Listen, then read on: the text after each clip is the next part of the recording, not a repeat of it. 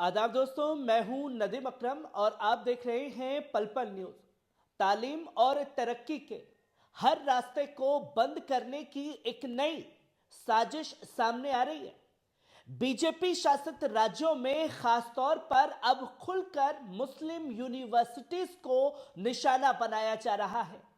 पहले असम की university of science and technology Meghalaya यानी कि यूएसटीएम पर हमला हुआ और इसके चांसलर महबूबुल हक को गिरफ्तार किया गया।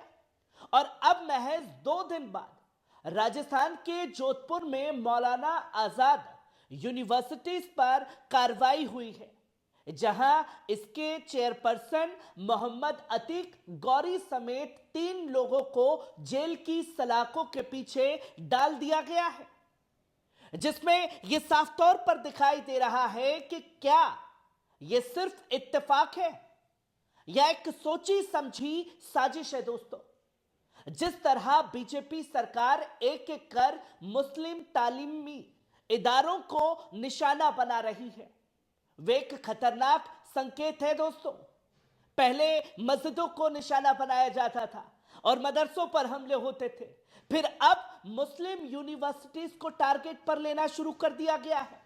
उन्हें नफरत है तो सिर्फ आपकी तालीम में होती तरक्की से।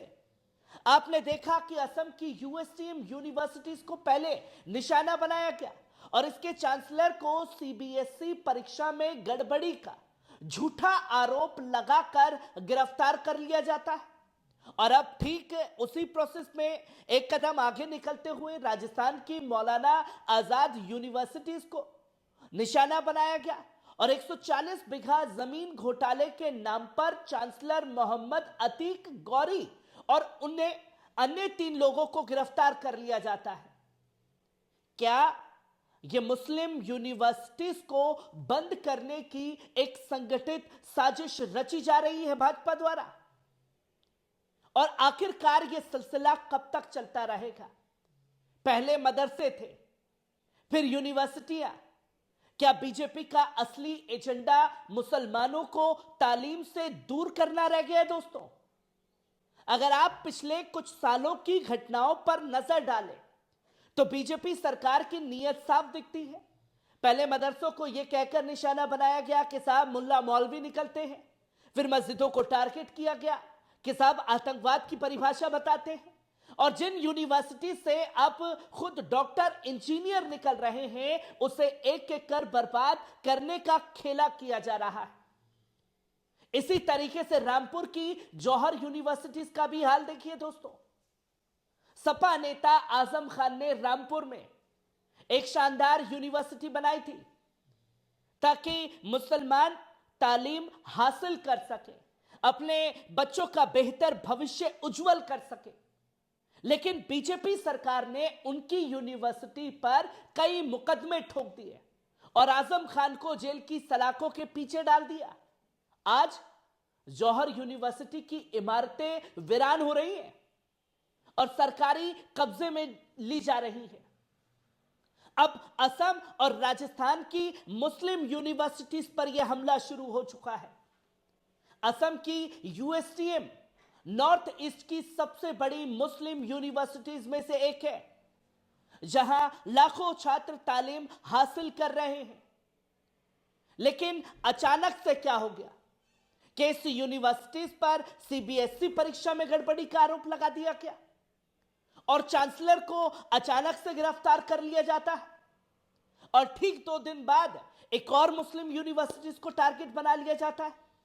अब राजस्थान की मौलाना आजाद यूनिवर्सिटी पर जमीन घोटाले का झूठा आरोप लगाकर इसके चांसलर और अन्य अधिकारियों को गिरफ्तार किया गया और सवाल यह खड़ा हो जाता है, क्या मुस्लिम को तालीम से महरूम करने का प्लान जो है वो भाजपा ने तैयार कर लिया है? और सवाल यह भी खड़ा हो जाता है कि जब ये जमीनें आवंटित हुई होंगी, सरकार ने की होंगी, तमाम चीजें प्रोसेस अपनाए गए होंगे, और अब बीजेपी सरकार के इस एजेंडे को समझने के लिए हमें इतिहास पर भी नजर डालनी होगी।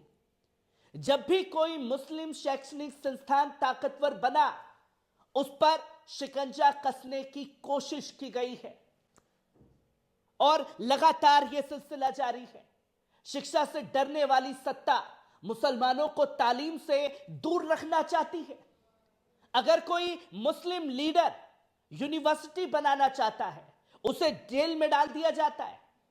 और अगर कोई मुस्लिम संस्था बच्चों को पढ़ाना चाहती है, तो उसे भ्रष्टाचार के झूठे आरोपों में फंसा दिया जाता है। यह सिलसिला आखिरकार क्या चल रहा है? क्या यह वही भारत है जहां सर सैयद अहमद खान ने अलीगढ़ मुस्लिम यूनिवर्सिटी बनाई थी? और जब तमाम लोग यूनिवर्सिटीज बनाने का सिलसिला शुरू कर रहे हैं, क्या अब हर उस मुस्लिम तालीमी इदारे को तबाह कर दिया जाएगा जो मुसलमानों को आगे बढ़ाने का काम कर रहे हैं? उन्हें जेल की सलाखों के पीछे डाल दिया जाएगा? अब आगे का रास्ता क्या है दोस्तों? फिलहाल महबूबुल हक, मोहम्मद अतीक गौरी और अन्य मुस्लिम शिक्षाविदों को जेल में डाल दिया गया है। लेकिन हमें और आपको यह सोचना होगा कि कब तक हम चुप बैठेंगे?